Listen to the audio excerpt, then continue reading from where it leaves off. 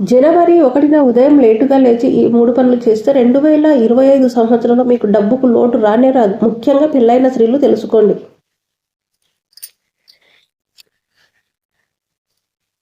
ఈసారి బుధవారం విద్య తిథితో 2025 సంవత్సరం ప్రారంభం అవుతుంది. 2024 వెళ్ళిపోయి 2025 సంవత్సరం స్టార్ట్ అవబోతుంది. జనవరి 1తోనే కొత్త సంవత్సరం ప్రారంభం అవుతుంది. ఈసారి జనవరి 1 బుధవారం విద్య తిథితో కలిసి వచ్చింది. కాబట్టి ఈ సంవత్సరం కుటుంబంలో ఎక్కువగా కలహాలు వస్తాయి. భార్యాభర్తల మధ్య గొడవలు జరుగుతాయి. అప్పుల పాలయ్యే అవకాశం ఉంది. ఆర్థికంగా రకరకాల సమస్యలను ఎదుర్కొనే అవకాశాలు ఉన్నాయని జ్యోతిష్య నిపుణులు చెబుతున్నారు.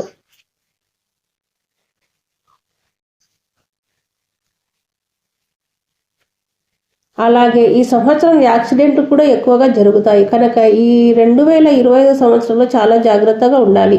వీలైనంత వరకు మీరు అప్పులు చేయవద్దు. ఎక్కువగా దేవుణ్ణి మనసులో స్మరించుకోండి.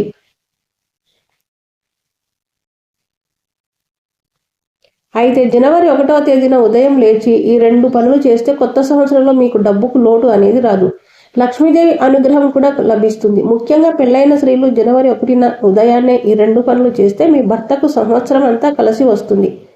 మీ ఇంట్లో ధనం నిండుగా ఉంటుంది.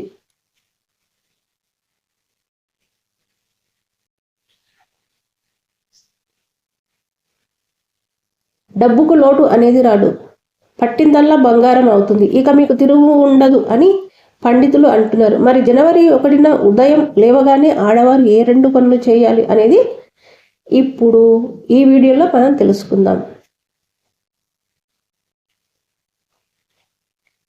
అంతకన్నా ముందు ఏం చేయడం వలన మరణగండం పోతుందో తెలిపే కథను ఇప్పుడు విందాం.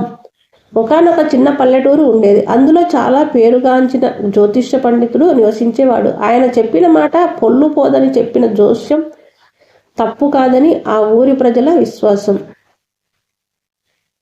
ఆ నోట ఈ నోట అతని జ్యోతిష్యం గురించి విన్న ఒక పేద రైతు పక్కనే ఉన్న గ్రామం నుంచి జ్యోతిష్యుడి దగ్గరకు వచ్చి తనకు జోస్యం చెప్పమని ఆ రైతు జాతకాన్ని ఇచ్చాడు. తనపై నమ్మకం ఉంచి వచ్చినందుకు ఆ పేద రైతును కూర్చోమని సైగ చేసి అతని జాతకాన్ని చాలా జాగ్రత్తగా పరిశీలించి చూశాడు.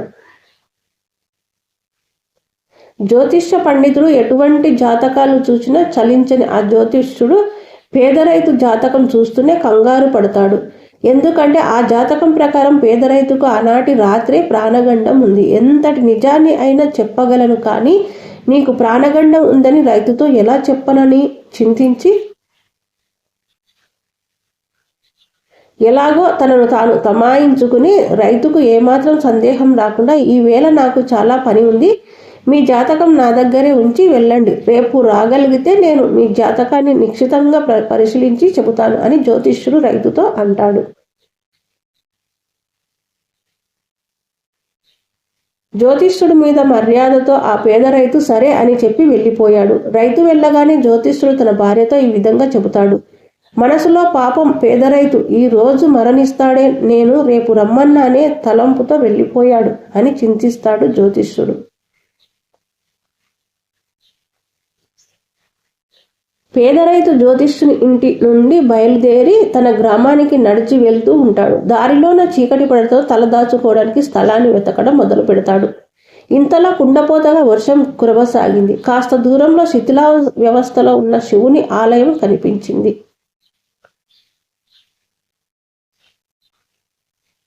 అతను అక్కడికి చేరుకుని ఆలయం ముందున్న మండపంలో నిలబడి ఆలయ స్థితిని చూసి ఎంతో బాధపడ్డాడు. ఆ పేద రైతు ప్రజలకు మనశ్శాంతిని, భక్తి భావాలను పెంపొందించే ఆలయం నేడు ఈ దుస్థితికి చేరిందే. నా దగ్గర డబ్బులు ఉంటే నేను శివాలయాన్ని పునరుద్ధరించే ప్రయత్నాన్ని చేసేవాడిని అని మనసులో అనుకుంటాడు.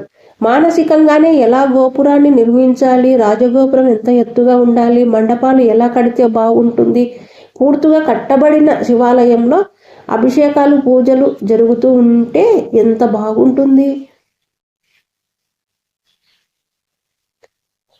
బాగుంటుందని శివుని ఆన ఉంటే తప్పక అది జరుగుతుందని అనుకుంటూ ఉండగానే మండపం పైభాగంలో నుంచి నల్లని త్రాచుపాము అతని కాటు వేయడానికి దూకబోతూ ఉంటే వెంటనే తప్పుకొని ఆలయం నుండి బయటకు వచ్చేశాడు. మండపంలో సహా ఆ పాడుబడిన గుడి ఒకసారిగా కుప్పకూలిపోయింది. అమ్మయ్య, బతికిపోయాను అని అనుకుని ఇంటికి చేరుకుంటాడు. ఆ పేద రైతు అలా మరణగండం పోతుంది. మర్నాడు తన జాతకాన్ని గురించి తెలుసుకోవడానికి జ్యోతిష్యం దగ్గరకు వెళతాడు ఆ పేద రైతు. అతన్ని చూసి ఆశ్చర్యపోయిన ఆ జ్యోతిష్యుడు, నా గణనలో తప్పు జరిగి ఉంటుందని చాలా శాస్త్రాలను తిరగేసి మళ్ళీ మళ్ళీ అతని జాతకాన్ని పరిశీలిస్తాడు. కానీ గణింపులో ఎక్కడ కూడా తేడా లేదు. కానీ తప్పనట్లు పండితుడు పేద రైతుకు విషయాన్ని చెప్పి ఇలా అడుగుతాడు, నిన్న నీకు ఏమి జరిగిందో ఏది మర్చిపోకుండా తెలియజేయమని రైతుకు చెబుతాడు.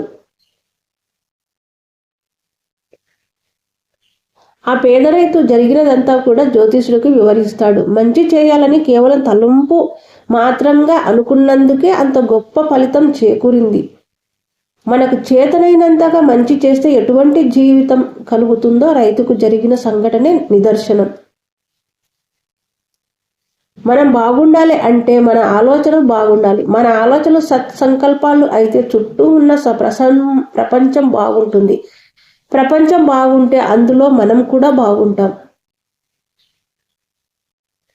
ఇక మన వీడియోలోకి వస్తే జనవరి 1 అనేది సంవత్సరం ప్రారంభమయ్యే రోజు. కాబట్టి ఈ రోజు మంచి పనులు చేస్తే సంవత్సరం అంతా కలిసి వస్తుందని జ్యోతిష్య శాస్త్ర పండితులు చెబుతున్నారు. ముఖ్యంగా కుటుంబం అంతా బాగుండాలి అంటే ఇంటి ఇల్లాలు ఈ రోజు ఉదయం లేవగానే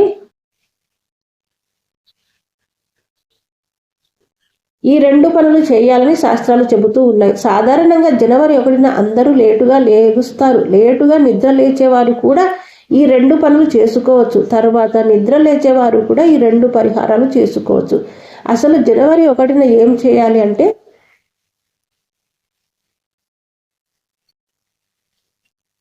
ముందుగా ఆడవారు ఉదయం లేవగానే ఇంటిని చక్కగా క్లీన్ చేసుకుని శుచిగా తలస్నానం చేసి ఆ తర్వాత ఈ 2 పనులను చేయండి. మొదటి పని ఏమిటి అంటే, ఈరోజు వంటగదిలోనికి వెళ్ళి గ్యాస్ పొయ్యికి పసుపు కుంకుమ బొట్లు పెట్టండి. తర్వాత పొయ్యి మీద పాలు పొంగించండి.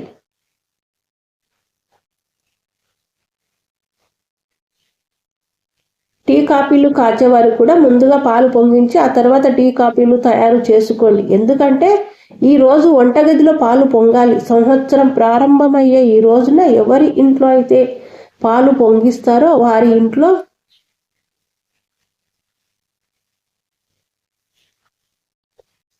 సంవత్సరం అంతా కూడా శుభాలే జరుగుతాయని శాస్త్రాలు చెబుతూ ఉన్నాయి. కనుక ఆడవారు జనవరి 1న ఉదయం నిద్ర లేవగానే వంటగదిలో పాలు పొంగించండి. ఇలా పొంగించడం వలన సంవత్సరం అంతా మీ ఇంటిపై లక్ష్మీ కటాక్షం ఉంటుంది. అలాగే ధనధాన్యాలకు అష్టైశ్వర్యాలకు లోటు రాకుండా ఉంటుంది. పాలు ఎలా అయితే మీ ఇంట్లో పొంగుతాయో అలాగే మీ సంసారంలో సిరి సంపదలు పొంగుతాయని మన పెద్దలు చెబుతూ ఉన్నారు. ఇక రెండవ పని ఏమిటి అంటే, ఈ రోజు ఆడవారు ఉదయం పూట వంట చేసేటప్పుడు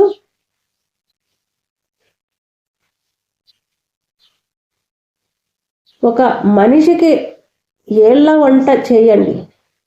ఒక మనిషికి ఎక్స్ట్రా వంట చేయండి. ఆ తర్వాత ఎవరైనా బిచ్చగాళ్ళు కానీ అవిటి వాళ్ళు కానీ తిండి కూడా తినలేని పేదవాళ్ళకు కానీ వారు కనపడితే వారికి మీరు వండిన ఆహారాన్ని పెట్టండి. మన చుట్టుప్రక్కల చాలామంది పేదరికంలో కనిపిస్తారు.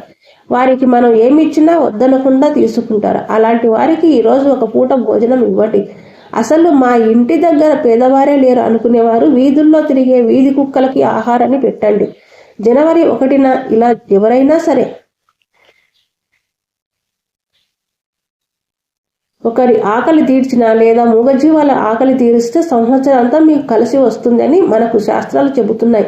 ఇలా ఈ 2 పనులు చేస్తే లక్ష్మీదేవి మిమ్మల్ని మీ కుటుంబాన్ని అనుగ్రహిస్తుంది, సకల ఐశ్వర్యాలను ప్రసాదిస్తుంది.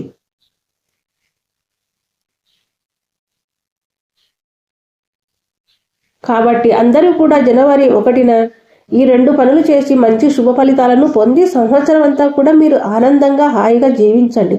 అలాగే 2025వ సంవత్సరం అంతా కలిసి రావాలంటే జనవరి 1న 2 వస్తువులు కొని ఇంటికి తెచ్చుకోండి అని పెద్దలు చెబుతున్నారు.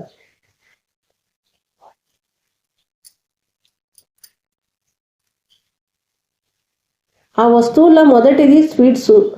అవును, జనవరి 1న ఎవరైతే స్వీట్స్ తెచ్చుకుంటారో వారికి సంవత్సరం అంతా కలిసి వస్తుంది.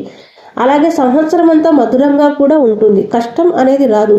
తీయని శుభవార్తలు వింటారని జ్యోతిష్య శాస్త్ర పండితులు చెబుతున్నారు.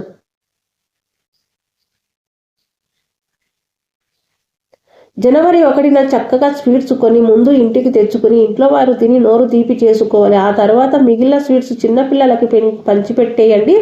స్వీట్లు కొనలేకపోతే కనీసం ఇంట్లో ఏదో ఒక తీపి పదార్థం వండి మీ ఇంటి దగ్గరలో ఉండే చిన్నపిల్లలకు పంచిపెట్టండి. ఇలా జనవరి 1న స్వీట్స్ ఇంటికి తెచ్చిన పిల్లలకు పంచిన సంవత్సరం అంతా కూడా మీకు డబ్బు లోటు రాదని పండితులు చెబుతున్నారు. ఇక రెండవ వస్తువు ఏమిటి అంటే కల్లుప్పు. జనవరి 1న కల్లుప్పు ప్యాకెట్ను కొని ఇంటికి తెచ్చుకుంటే సంవత్సరం అంతా లక్ష్మీదేవి కృప మీ ఇంటిపై ఉంటుంది.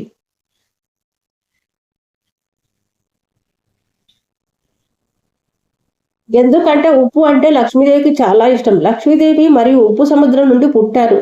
జనవరి 1న కల్లుప్పు ప్యాకెట్ కొని ఇంటికి తెచ్చుకుని మీరు వాడే వంటల్లో వాడుకుంటే మీకు చక్కటి ఆరోగ్యం, ఐశ్వర్యం లభిస్తాయి.